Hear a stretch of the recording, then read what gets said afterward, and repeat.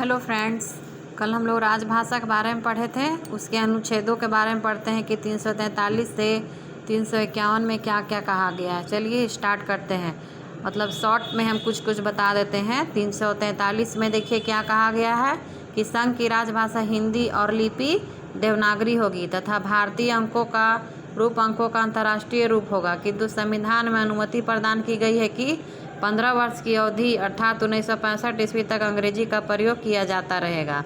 यानी अनुच्छेद 343 में संघ की राजभाषा हिंदी और लिपि देवनागरी के बारे में बताया गया है, जो 15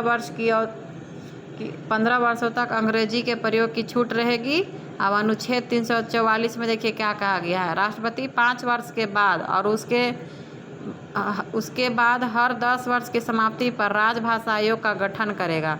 तो एग्जाम में ऐसे आता है ना कि राजभाषा आयोग का गठन किस अनुच्छेद में है, तो अनुच्छेद 344 में है। देखिए इसमें क्या क्या ऐसे इस टाइप से लिखा हुआ है।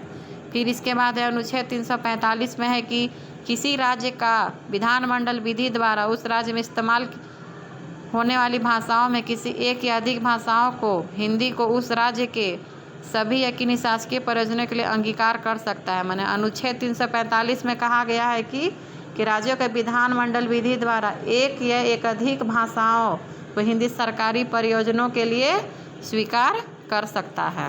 फिर अनुच्छेद 346 में कहा गया है कि संघ में शासकीय प्रयोजनों के लिए प्रयोग किए जाने के लिए तत्समय प्राधिकृत भाषा अर्थात अंग्रेजी एक राज्य दूसरे राज्य के बीच तथा किसी राज्य संघ के बीच पत्रादि की भाषा होगी। यानी अनुच्छेद 345 में अनुच्छेद 346 में बोल रहा है कि एक राज्य दूसरे राज्य के और संघ के बीच पत्र व्यवहार क्या होगी, हिंदी में होगी। फिर अनुच्छेद 347 में कहा गया है कि किसी राज्य की जनसंख्या का पर्याप्त भाग यह मांग करे कि उसके द्वारा बोली जाने वाली भाषा को उस राज्य में दूसरी भाषा के रूप में मान्यता दी जाए, तो शासकीय प्रयोजनों के लिए उस भाषा को मान्यता देने का उपबंध कर सकता है। अनुच्छेद 348 में है कि जब तक संसद विधि द्वारा उपबंध न करे तो उच्च न्यायालय और उच्चतम न्यायालयों में सभी कार्रवाइयाँ अंग्रेजी भाषा में होगी।